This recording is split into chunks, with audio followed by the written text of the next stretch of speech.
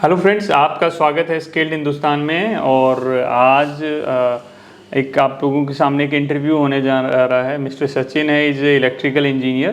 तो एक electrical engineer का इंटरव्यू या एक सुपरवाइज़र का इंटरव्यू किस तरह होता है, तो आज हम इंजीनियर का न रखे, बस इंजीनियर से नीचे लेवल का टेक्नीशियन और सुपरवाइज़र में किस तरह के क्वेश्चन पूछे जाते हैं, किस तरह उनके आंसर दिए जाते हैं, इक्विपमेंट है उनके बारे में किस तरह की नॉलेज होनी चाहिए, वो सारी चीज़ें हम देखेंगे। तो सबसे पहले जो हमारा इंटरव्यू होगा ये हिंदी में होगा, इंग्लिश में हम इंटरव्यू को नहीं रखेंगे।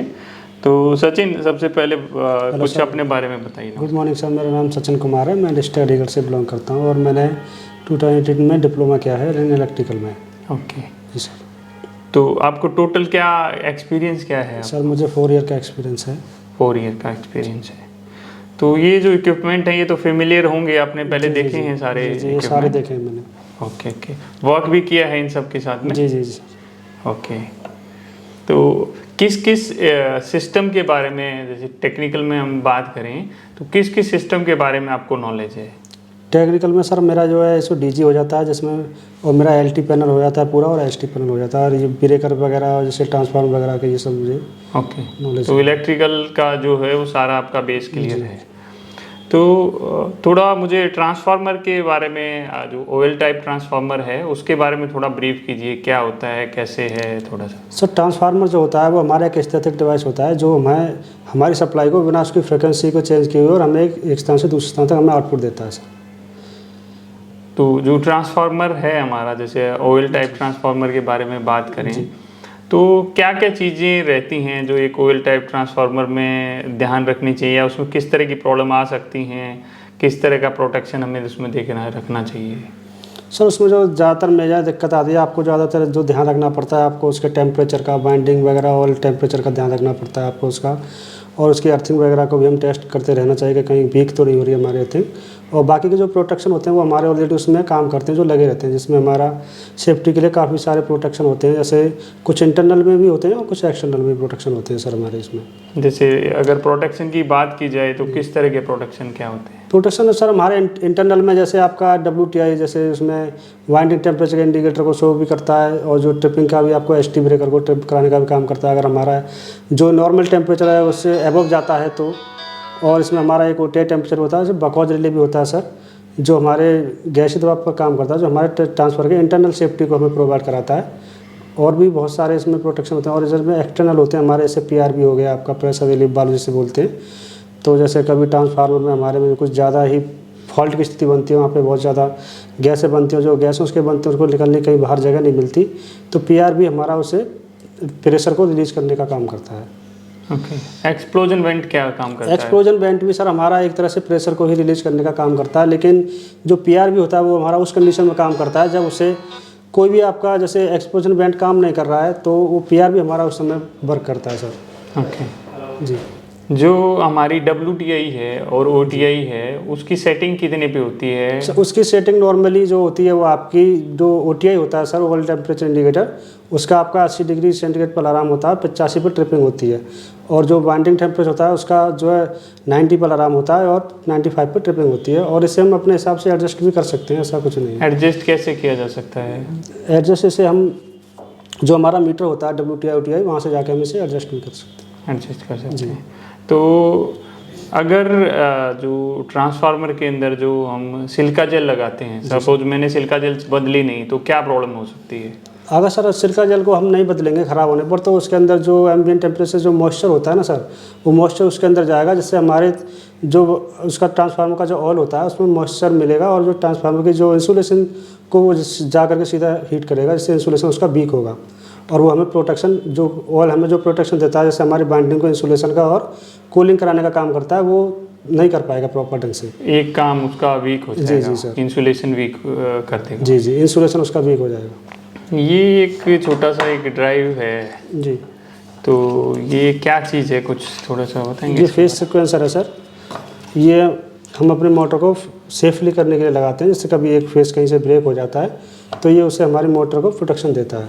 तो ये इसके जो कनेक्शन होते हैं सर, यहाँ पे हमारा RYV तीनों फेस आते हैं, और यहाँ से 5 और 6 से निकल के हमारा ये NONC टर्मिनल होते हैं, यहाँ से निकल के हमारा ये एनसी जो हमारा जो कंट्रोलिंग होती है वहाँ पे जाके यहाँ से बाहर कनेक्ट होते हैं सर। ओके।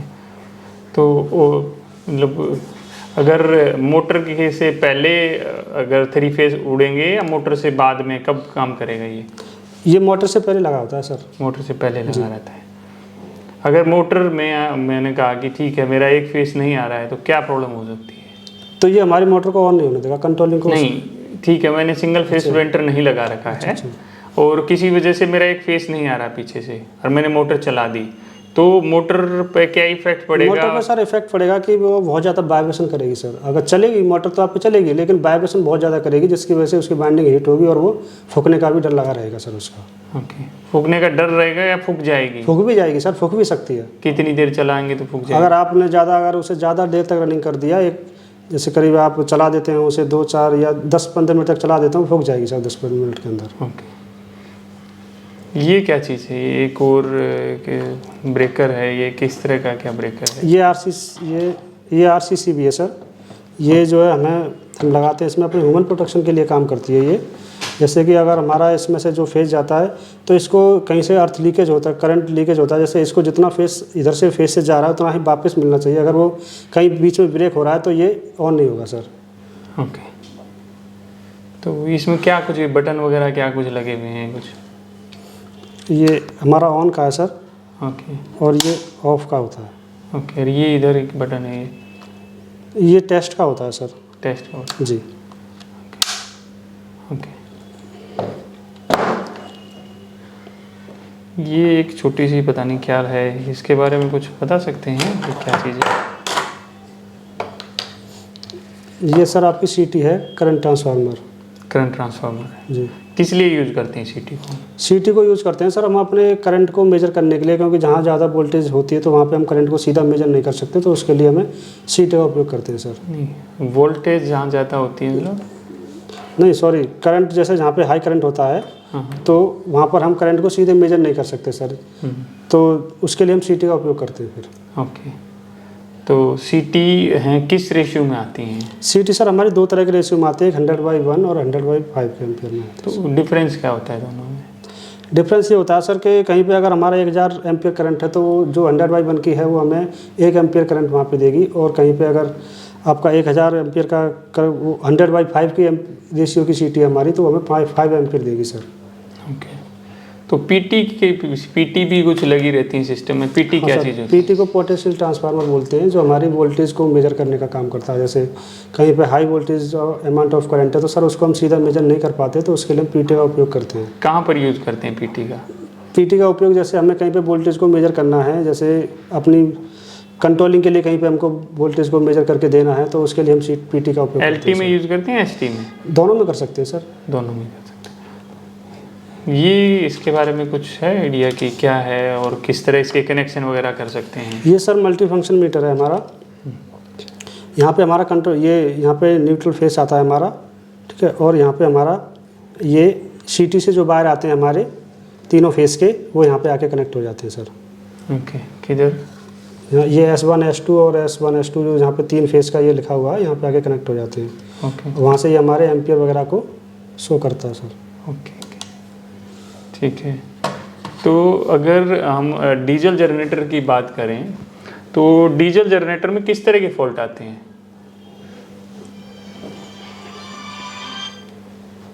डीजल जनरेटर में सर अब ये मशीन के ऊपर होता है कि किस तरह का फॉल्ट वहाँ पे आ रहा है। कभी कभी जैसे हाई वाटर टेम्परेचर का आ जाता है आपका अलार्म, ज़्यादातर जो टेम्परेचर उसका किसी भी कारण से बढ़ रहा है, और अब वो एक मैकेनिकल है सर, उसमें क्या फॉल्ट आया वो तो कुछ भी फॉल्ट आ सकता है। तो आपने अपने जो ड्यूरेशन वर्क में किस तरह के फॉल्ट उस एक डीजी के अंदर आपने देखे हैं और किस तरह उनको रेक्टिफाई किया है और क्या रीजन रहे हैं उनके? सर कई तरह के मैंने जो आपने उसमें देखे हैं अपने पीरियड में, जो वहाँ पे तो एक बार हाई वाटर टेम्परेचर का उसका अलार्म आ गया बहुत ज़्यादा, और कुछ अर्जेंटली काम चल रहा था जो मुझे बंद भी नहीं करना था, तो उसको मैंने फिर काफ़ी थोड़ा टाइम लगा मुझे, पर मैंने उसे हैंडल किया उस चीज़ को। किस तरह सिचुएशन को अपना हैंडल? सिचुएशन को किया सर, जो मेरा जैसे कि मेरा एक जगह कहीं मीटिंग चल रही है और मुझे मेरा उस पर डीजी पर लोड भी चल रहा है बहुत ज़्यादा, तो मुझे अपने थोड़े जो एक्स्ट्रा लोड था उसको कम करके अपने डीजी को थोड़ा टेम्परेचर को कम किया। किस तरह का डीजी था? एयर कूल्ड था, वाटर? एयर कूल्ड था सर। Air cooled. जी जी। और उसके जो उसका रेडिएटर होता है उसे प्रॉपर थोड़ा कूल रखने के लिए मेंटेन किया मैंने पानी वगैरह से। जो ब्रेकर होते हैं, एसीबी होती है, उसमें इंटरलॉकिंग नाम की एक चीज़ होती है, तो इंटरलॉकिंग की क्यों ज़रूरत पड़ती है और क्या होती है इंटरलॉकिंग? थोड़ा बताएंगे कितनी तरह की इंटरलॉकिंग होती है? इंटरलॉकिंग सर वैसे 2 तरह की होती है, एक इलेक्ट्रिकली होती है और एक मैनुअली होती है। मैकेनिकली होती है। तो मैकेनिकली तो ये होती है कि अगर उसमें जैसे चाबी वाला सिस्टम होता है, अगर हम उसे लॉक कर देंगे तो हमारे एसी को कोई ऑन ऑफ नहीं कर सकता है। और इलेक्ट्रिकली जो होती है सर वो थोड़ा उसके बारे में थोड़ा भी नहीं, फिर भी किस तरह करते हैं? एनओएनसी के थ्रू करते हैं क्या? हाँ, एनओएनसी के थ्रू होती है सर। वो जैसे कि अगर एक ब्रेकर मुझे एक टाइम में अगर एक ब्रेकर को ऑन करना है, दूसरे को नहीं करना है, कुछ टाइम बाद ऑन करना है, तो वो इस तरह से मेरा वर्क करते हैं। ओके। अगर हमने मेरे एक बस कपलर के एक तरफ में एक ट्रांसफार्मर का ब्रेकर है, एक तरफ में डीजी का ब्रेकर है, और मुझे तीनों को क्या एक साथ में ऑन कर सकते हैं? ट्रांसफार्मर, बस कपलर और डीजी? नहीं, तीनों को एक साथ ऑन नहीं कर सकते सर। अगर आप डीजी और ट्रांसफार्मर को ऑन करते हैं तो फिर बस कपलर को ऑन नहीं करेंगे सर। ओके। और अगर डीजी को ऑन करते हैं तो बस कपलर को ऑन कर सकते हैं। एक इक्विपमेंट के साथ आप बस कपलर को ऑन कर सकते हैं किसी। ओके। तो ये कुछ एक स्विच सा था, ये स्विच के बारे में कुछ बताएंगे? इसे सर लिमिट स्विच बोलते हैं हम, जो ज़्यादातर ये हमारे डोर पे यूज होता है। ठीक है, जैसे कभी मुझे डोर ओपन करना है या बंद करना है तो उस पर ये वर्क करता है सर। तो क्या करेगा? मतलब ओपन क्लोज अपने आप ऑटोमेटिक करता है? नहीं, ऑटोमेटिक नहीं करेगा सर। जैसे कभी इसमें कोई भी कनेक्शन देता हूँ मैं डोर के सेफ्टी के तौर पे भी इसका यूज़ करते हैं डोर में। तो इसमें अगर जैसे आपको डोर खोलना है और अंदर कुछ बल्ब वगैरह जलाना है या कुछ भी जो भी सिस्टम है आपका, या इसके डोर खोलने पर सिस्टम को बंद करना है, तो वहाँ से इस तरह से इसका यूज़ करते हैं सर। ये क्या चीज़ है इसके? ये सर इमरजेंसी स्विच है। ये किसी भी इक्विपमेंट पर आपका इमरजेंसी बंद करने के लिए पैनल पे या डीजी कैसे काम करता है ये सर इसको ऐसे दबाते हैं तो ये ऑफ हो जाता है और फिर इसको घुमा करके रिलीज करते हैं। ऑफ कैसे होगा? क्या लगा रहता है ऐसा इसके अंदर कि ऑफ कर देता है? इसमें एक एनसी कंटेंट होता है सर जो हमारे कंट्रोलिंग सप्लाई को ब्रेक कर देता है। ओके, तो एनओएनसी के थ्रू ही ब्रेक करता है? जी। ठीक है। तो ये कहाँ पर यूज होता है, कुछ इसके बारे में आइडिया? ये सर हमारा OLR है। जैसे कभी स्टार्टर वगैरह में मैं ज़्यादातर यूज़ करते हैं इसका, ओवरलोड रिले के तौर पर। और ये जो होती है सर ये हमारे ओवरलोड पर काम करती है। और ये अगर जब कभी भी ये काम करती है, अगर ये ओवरलोड होती है तो ये हमारी कंट्रोल सप्लाई को ब्रेक कर देती है। ओके। पावर को ब्रेक नहीं करती सर। ओके जी।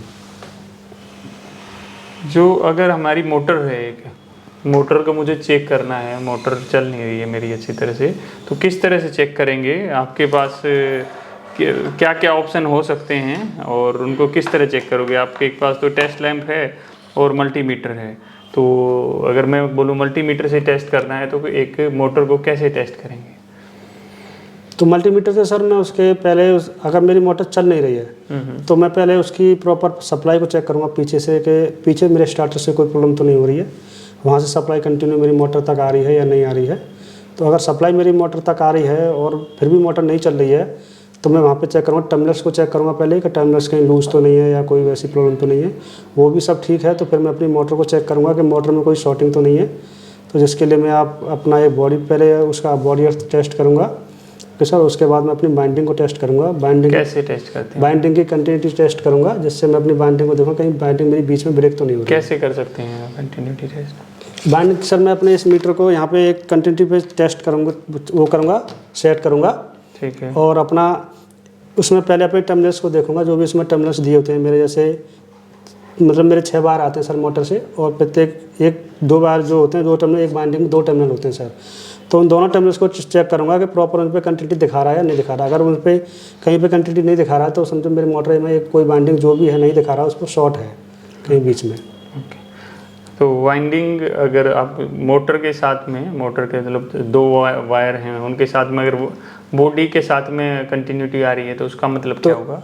वाइंडिंग आपकी शॉर्ट हो रही है सर कहीं। ओके। तो ये थोड़ा सा इसके बारे में और बताइए कि ये क्या चीज़ है? ये सर मेरा एनसी पुश बटन है। कहाँ पर यूज करते हैं इसको? इसको मैं कहीं पे भी यूज़ कर सकता हूँ सर, अपनी सप्लाई के कंट्रोलिंग सप्लाई में कहीं पे भी यूज़ हो सकता है इसका। ये एनसी टर्मिनल बनाता है मेरा, एनसी और एनओ दोनों बनाता है। जब ये नॉर्मल कंडीशन में रहेगा मेरा तो ये एनसी रहेगा सर, और जब मैं इसको पुश करूँगा तो ये एनसी से एनओ हो जाएगा।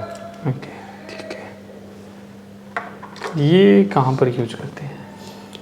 ये सर केबल ग्रैंड बोलते हैं, इसे ग्रैंड ही बोलते हैं शायद।